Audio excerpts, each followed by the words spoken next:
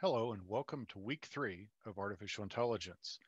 This week we're going to talk about adversarial search in games and then constraint satisfaction problems.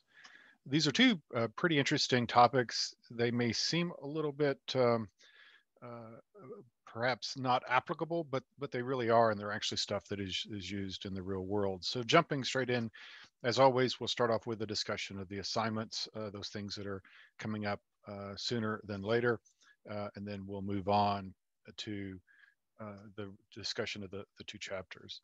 So this week you should be submitting your project for search. Um, Hopefully you've already done your proposal, got acceptance, and have been working on it diligently. As always, if you have any questions, do feel free to reach out and let me know. The and more details, as we've talked about in the past, you're basically to have proposed some sort of a topic. I've given you approval. You've started working on implementing it. That will account for roughly 40% of your points, and then you'll document it remaining 50%. Previous slides, I think I'd showed that it was four things that added up to 10 points each, so total of 40, but it's actually 12 and a half points apiece. So that's the basic elements of your assignment. Make sure you talk about the topic and domain. So what is it that you're doing? What is the search? What's the point? How you're doing it? The algorithm that's being utilized? What sort of algorithm you're using? The challenges that you might have encountered during this implementation. That might also include the things that you've learned, those things that you overcame, or maybe those things that you just couldn't find a way around, and that's perfectly acceptable. Also, any kind of known issues and areas for improvement. So if you know that if you do a certain thing that your solution will blow up, make sure you document it and talk about how it could be improved. And it's not so much about being perfect on that assignment, but it is very much about giving it a good effort, getting it reasonably close, and then writing what you learned through the experience, because it is about learning. That is the point of the exercise. This week's discussion is around the, the context of search inside of artificial intelligence. So what does that mean whenever we search for something? And give a real world example of why one might be using search inside of AI. And moving on to adversarial search and games. So the title kind of gives it away. What does adversarial mean? It's not something that's that's cooperative, right? So jumping straight in, there's a conflict. So you've got two or more agents in the same environment that have competing goals, and these are often can be thought of as simplified games. Some might argue chess is not necessarily a simplified game, but certainly tic-tac-toe, checkers, and so on. These are games with rules with typically, one, two or more players, and somebody wins and somebody loses, and you win at the expense of the other party. And there's a particular name for those sort of things. So we'll talk more about it in a little bit. And actually, it's here on the slide. Zero sum basically means that what's good for me is not good for you. So in game theory, the idea here is that you treat interactions as economy. That means that basically some things have a value of certain amounts, and the it's a way of quantifying the state of something and then being able to compare those states to achieve some goal. And it's about making informed decisions based upon that sort of a calculation. Whenever we're dealing with games, we oftentimes will be pruning to improve performance, not necessarily the effectiveness or the accuracy of the search, but perhaps to be able to function within the constraints of time or processing capabilities that are available to us. There are the really common games that are studied are chess, checkers, Go, etc. Most of those games are deterministic. It means that there's no randomness involved. It's based entirely upon players' actions. So the outcome does not typically involve the roll of dice or some other random sort of thing. Um, they are typically, two or more players, typically two, and there's typically turn play. So they're not like near real-time strategy games or something where your two things are going on at the same time. It's very much about each player has a turn. Um, you typically have perfect information. You know the entire state of the board. So there's no, in gaming terms, fog of war, and there's no randomness or misinformation going on. And lastly, the zero sum. What's good for one is not typically good for the other. So it's very much about there's a winner and a loser. To the next element of adversarial games is the various types. And this is kind of a similar sort of concept. You can think about putting them into some sort of an organizational structure based upon various types of dimensions or axes. Maybe they're deterministic or stochastic. Maybe there's one player, two players, so the number of players might be an axis. Is it zero sum or not? Do you have perfect information or not? And so you typically want some sort of a strategy that recommends a move at each of the states. And that's the basic idea of this study of this kind of material, is to figure out, given this situation, what should I do? And there is an optimal solution to a game, theoretically anyway. So the algorithm we're going to talk about first is something called the min-max or mini-max search. And the basic idea is that you choose your choices based upon what's best for you, and you assume that your player is going to make a move that is the worst for you. And so the idea is that you basically would calculate, okay, I'm going to make this move. They're going to do the thing that is the worst possible thing they can do. So they're going to pick that one. And you go from there. That's the basic sort of approach. So you want to choose the path that has the least number of really bad things that it can occur for you.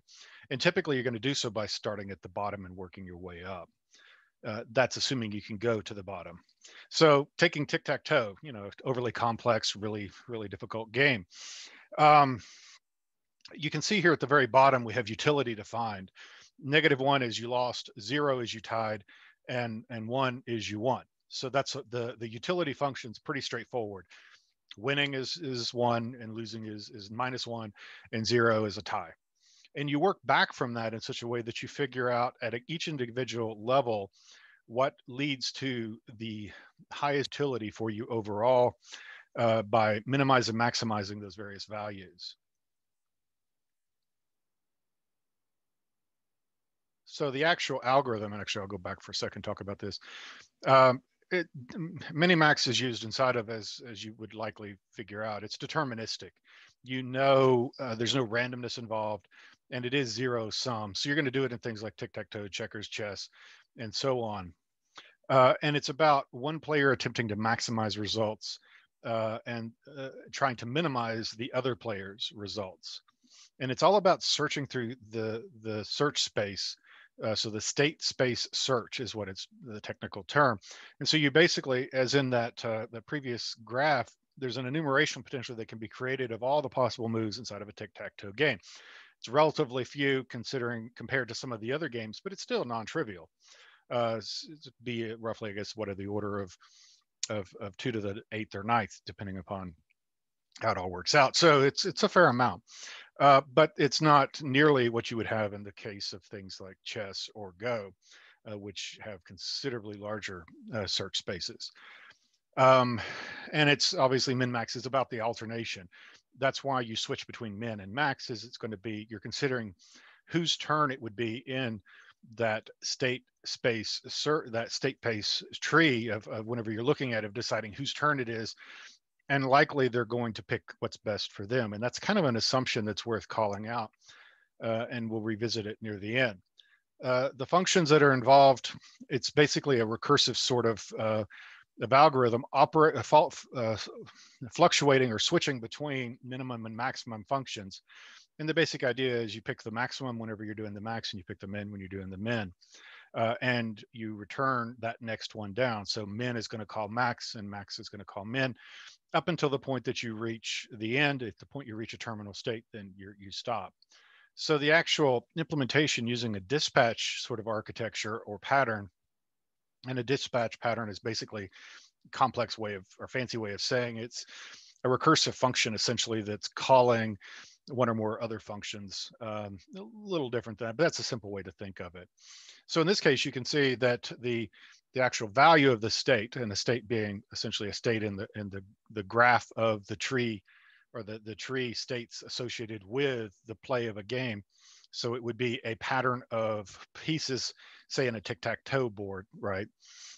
If it's a terminal state, meaning somebody won, lost, or you ran out of places to play, um, then you essentially stop and return that utility. Otherwise, if it's if you're on the max sort of move, then and it's basically your turn. If you're thinking of it from your perspective, then you look at the max value. If it's the other person's turn, you look at the min value and you alternate between the two.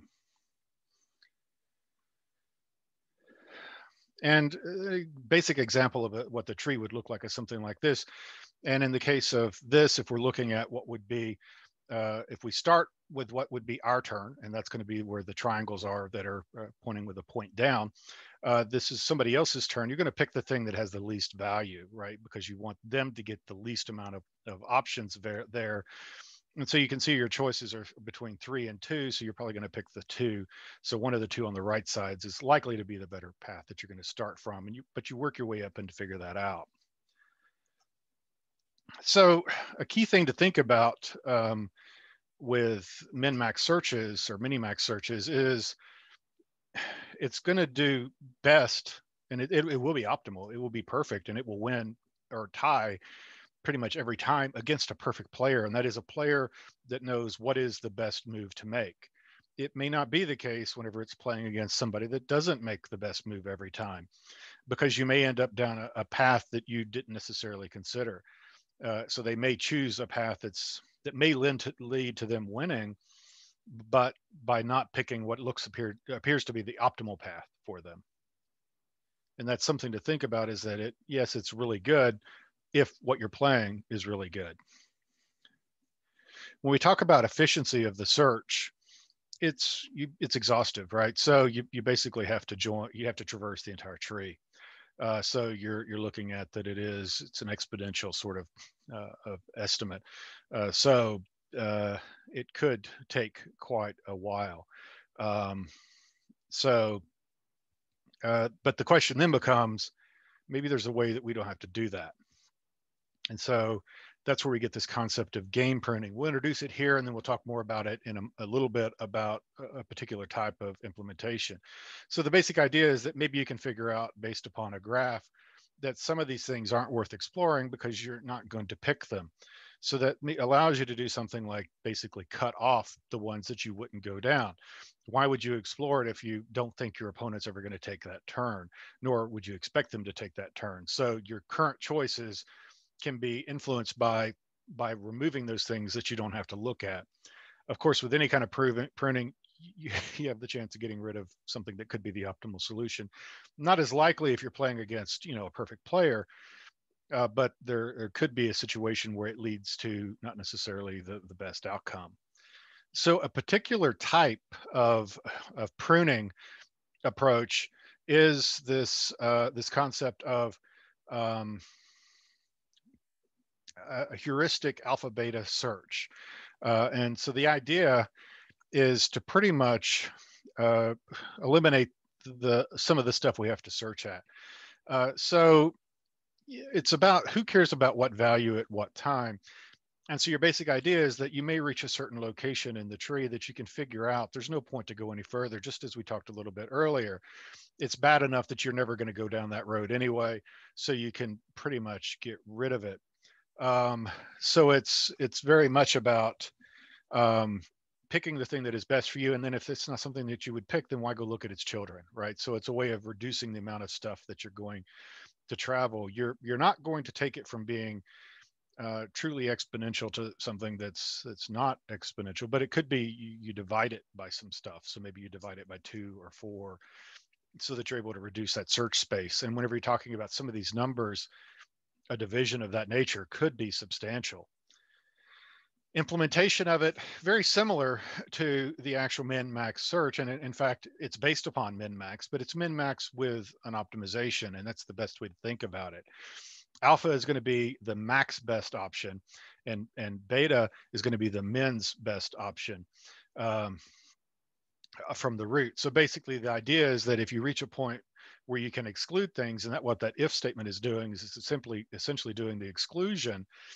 If for some reason you reach a point where the value is greater than beta in the case of max, then stop going, right? Or if the value is less than alpha in the case of the min, then you stop going.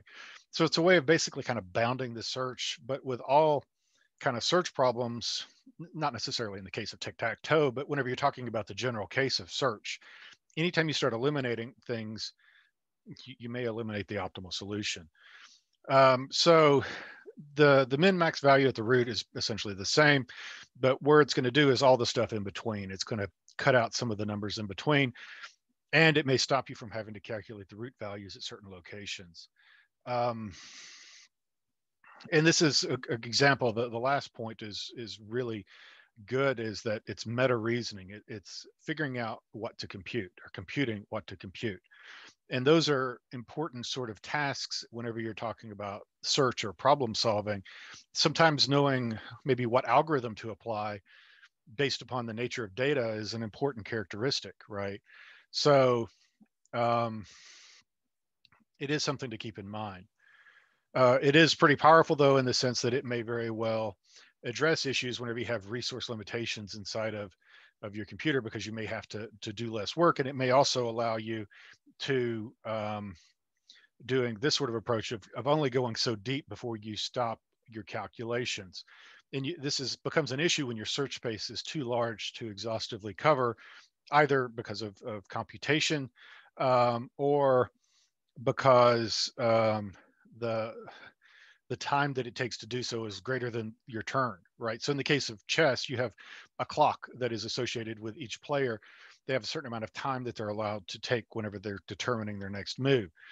So it's very much of a resource constraint problem in that regard. But understand, though, at the point you start doing these sort of limitations of not going as deep, you're losing optimal play. So you do so because you have to. It's not something you would willingly do unless you really had to do it. So it is something to kind of keep in mind, that these are the type of things we deal with when we're dealing with search in general, is that you may have to do things that aren't ideal, but it's good enough. And again, heuristics, rule of thumb, basically some sort of approach that works out pretty well most of the time. So talking about stochastic games, and this is games where there's chance involved. I chose a picture of some sort of a piece moving game with a dice. The idea of the dice there is because is random, right? You're going to move a certain number of pieces. Whenever we're dealing with these sort of situations, this is where the conversation about evaluation function comes in. And this is kind of back to that whole concept of game theory and applying economic concepts to the real world. So you need some means of calculating, got the ordering off a little bit there. So calculating the functions. So this, I was actually wondering about this because it made more sense here to start here whenever I put the place things in the wrong spot. So anyway, moving through, it was keeping me on track, and I fought against it. I shouldn't do that. So an evaluation function basically is a way of calculating a good move, right? And in this case, it's showing it in the case of a stochastic sort of situation, but it's also applicable in a random situation. So whenever you're dealing with these evaluation functions, keep in mind that the depth inside of the search, whenever you're doing it, matters a great deal. In this case, you got a visualization out here on the right side that's showing what looks like a scary monster over this thing, but that's because it's a ways off.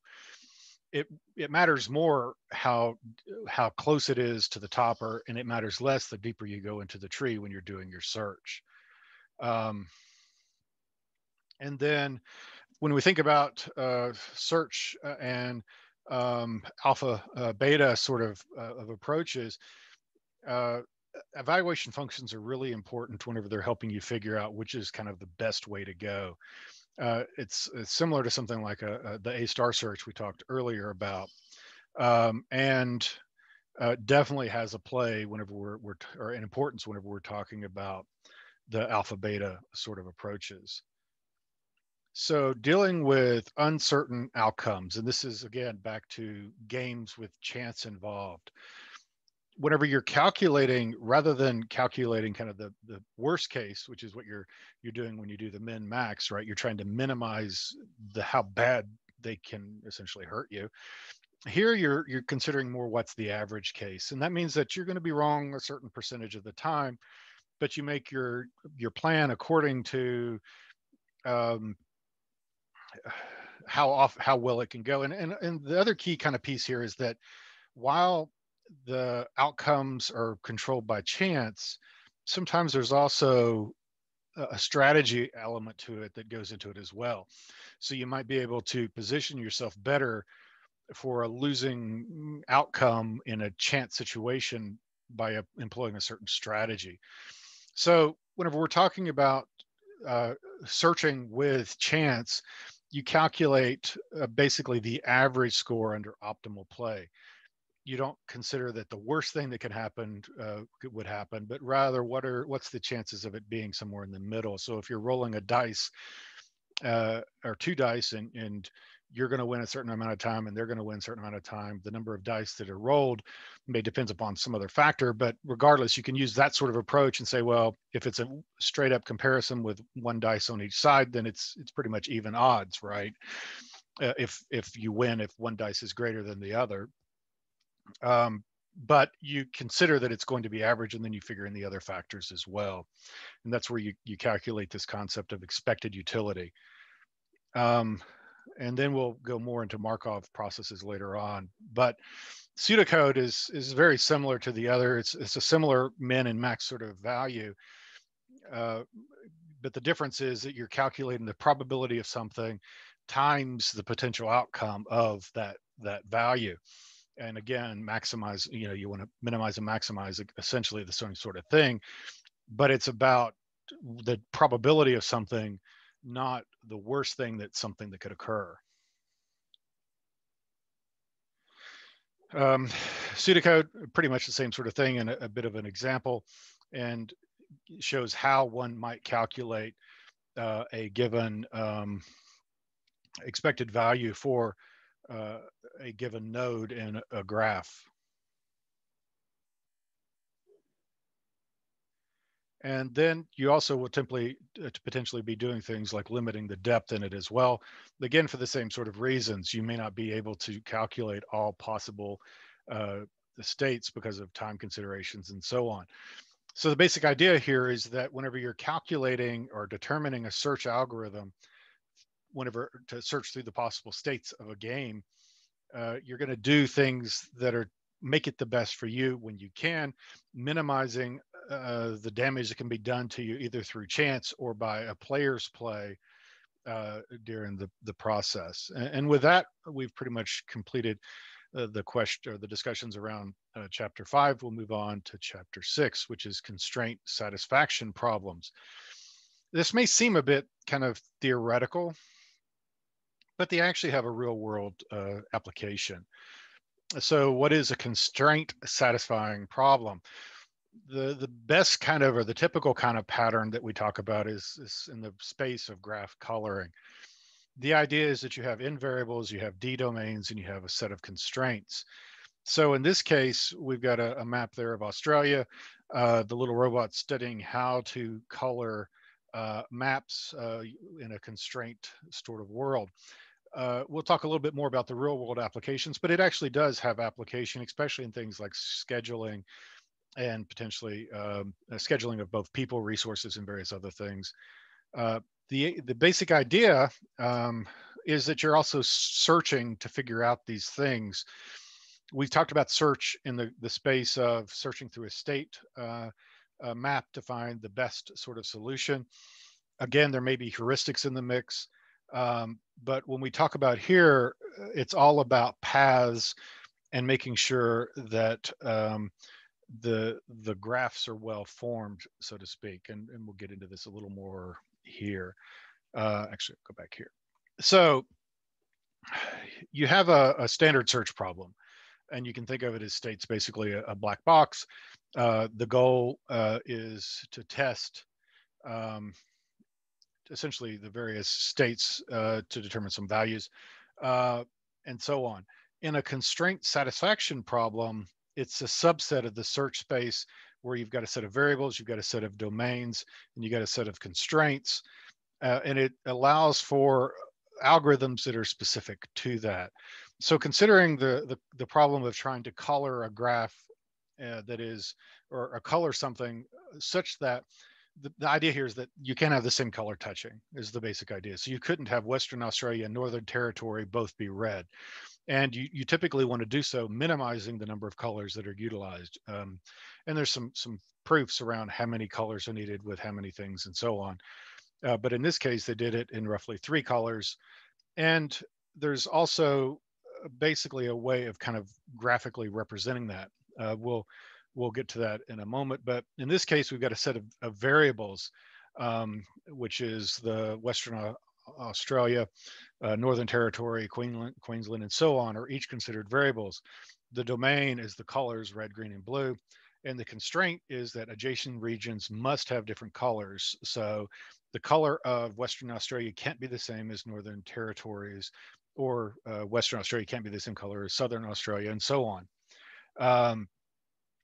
And so the explicit is pretty much there, listing out the enumerations of the possible ones. The solutions must be generated, or whatever result in the solution that does color them in one of those 3 colors, but without touching, right? Or without having the same color on each one.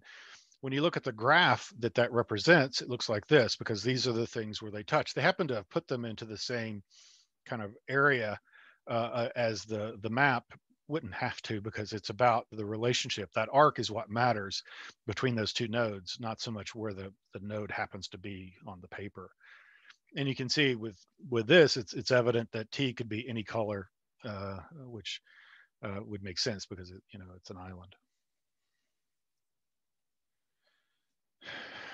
Another sort of example is, and a more kind of classic one, is the concept of n-queens. And the idea is that given a grid of a certain size, in this case 4 on the screen that you see, how do you position 4 queens such that they don't attack each other, right? And the basic idea, understanding that queens can attack horizontally, diagonally, or vertically. So the ones that are on the grid there can't attack each other. And that's what you're going for with 4 queens. If you move up to 5 queens, you've got a grid that's 5 by 5, and you have 5 queens, and you want to put them in such a way that they aren't able to attack each other diagonally or horizontally.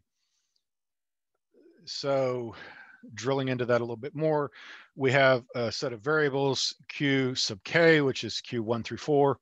You have a series of domains 1 through N, which is corresponding roughly to the columns, and then a set of constraints. And it's essentially that a queen in one location can't be threatening another queen, and they enumerate the possible combinations there below.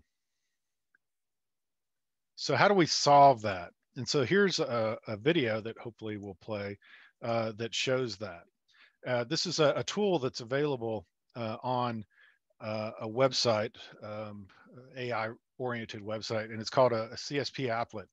You have the choice of basically loading these various types of graphs. And so Queen 5, or 5 queens, was one of the choices that one could load. And so basically you load it, and then we'll tell it that we want it to solve it. So I click on auto solve, and it starts going through the process of figuring out how can we color this graph in such a way that the constraints are satisfied and the domains are utilized. And so our domains are 1 through 5. And the constraints are such that nobody is threatening or challenging or whatever another queen. And it does so in a fairly quick way and produces a solution. It's actually running fairly slow, so we can see it, right? So it's showing the colors that it's trying, highlighting the various ones, and it's figured out that A should be 1. And it's working through. C is like they figured out it's down to 2 to 5 or so. And so now C and D are they're figuring out what to do there. So algorithmically it's working through. And so now it's figured out C needs to be 2, and that it's going to imply D needs to be 5. B is 4. So it's just figuring out that 3, or E has to be 3. And so now we should have a solution once it's kind of making sure. So it's A's 1, B's 4, C's 2, D's 5, and E is 3. So what does that mean? Go to the next solution. It looks like this, right? And so, I spent hours on this graph making sure that it was clear that it was queen, right? So she's happy. But you can see here that like A1 can't threaten any other queen. The diagonal is a little skewed because they're more rectangles than squares, but it's this thing, so it's not really threatening, and so on. B is in 4, C is in 2, and so on. This becomes important whenever we start talking about um, real world problems such as scheduling and so on. A variation of this sort of types of problems is Sudoku, right? So you can't have the same number in either a row or a column, in the same row or the same column, and they've got to add up. You got to use each one of them and so on, right? So a 9-way all diff for each column, a 9-way all diff for each row, a 9-day all diff for each region. So each of these squares inside of the 3x3 squares made inside of the larger square. And so these sort of problems can be solved using constraint um, solutions. So moving on to real world applications, because who cares about the theoretical, right? It's typically scheduling is the one that comes up most of the time, or timetable problems. And part of that is like scheduling. Nobody wants to work 2 shifts in a row. Um, and you may have some resources that need, in the case of like manufacturing, maybe need to be repaired or worked on after they've been used. So maybe some sort of maintenance has to be done to do something to them. But circuit layouts, fault diagnosis, um, transportation scheduling, there's lots of domains for this. Aircraft scheduling is a good example as well. So it's not just theoretically interesting. You can also do things like inference in CSP. So the idea is that you're going to figure out what you should do um, given a set of states. You start off with an initial state that is empty, figure out what the successor state should be, and so on. We do this through typically filtering. And you want to keep track of domains for unassigned variables and cross off bad options. And you saw there uh, that certain values were being eliminated or selected whenever that program was running. And it was basically going through and figuring out that certain options and certain choices weren't good choices, so it would start removing them.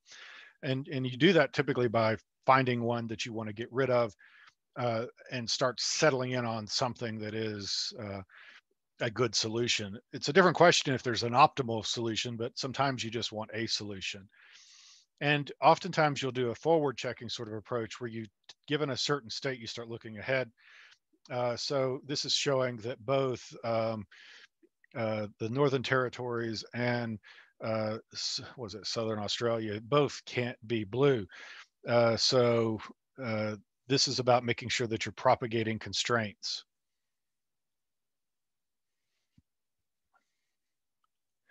And then there's also a path where you go through consistency in the arcs, and you start working through making sure that in your graph that everything is consistent across the various arcs, and you do so making sure that it's not violating a constraint of some sort. And the problems we've seen so far, it's been pretty simple because there's been kind of a single constraint or maybe a couple constraints. It gets more complicated when there are a lot of constraints and you're looking for essentially an optimal solution. And then our consistency across the entire CSP, that's where you're actually taking and making sure that your solution is actually a good and valid solution across um, uh, the entire coloring of the graph or the entire graph. Here's an example implementation of that. Um, there is a code available if you're really interested in this topic.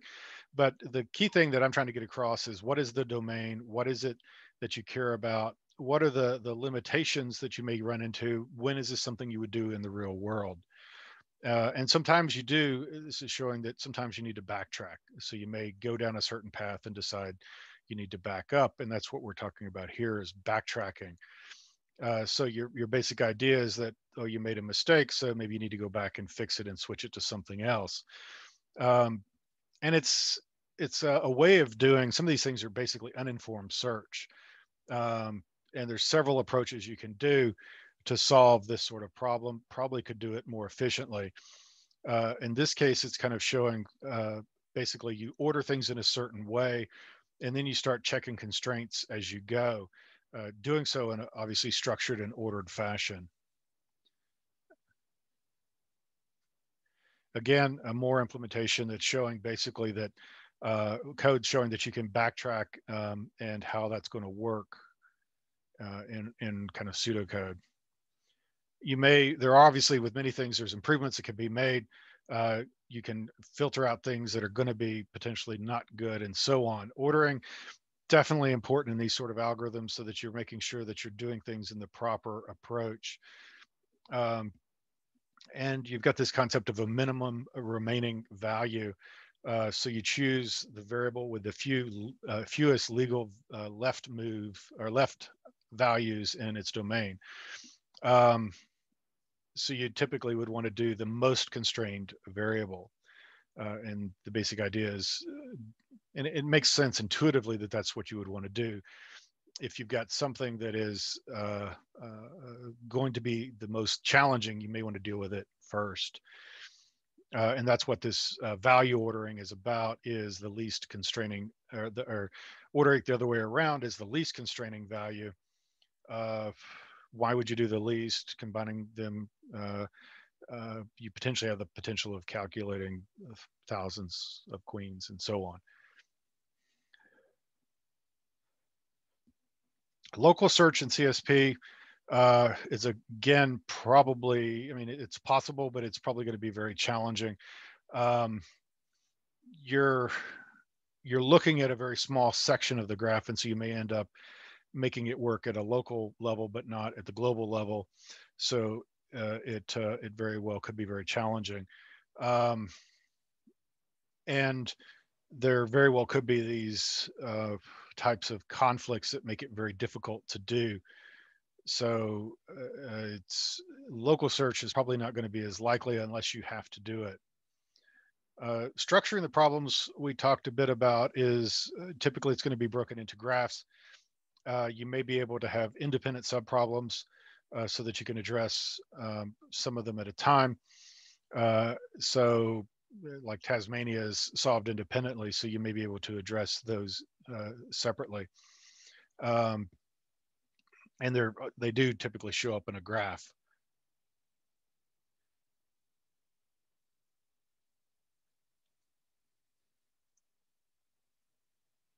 I'm going to skip through some of this stuff. And as you can tell, this particular topic is interesting, but it's not as commonly done in the real world as many. There's a certain subset of individuals who do this stuff a lot, and they're also going to be probably people concerned with operations research and so on. But most of the time, artificial intelligence folks don't necessarily spend a lot of time on this stuff. So I'm going to go through it pretty quickly. Feel free to do so the same with your reading. Kind of understand what the problem is, understand what it's being used for, that it is a form of search, but don't get too hung over or hung up on knowing exactly how it works. And there's code out there, certainly if you're interested. But with that, I'm going to wrap this up because frankly, they're interesting. Graph coloring problems are interesting, but once you get past kind of that initial sort of algorithm, not so much. So with that, I'll conclude this discussion. If you have any questions, do feel free to reach out to me. That's what I'm here for. Stay safe, and we'll talk again next week.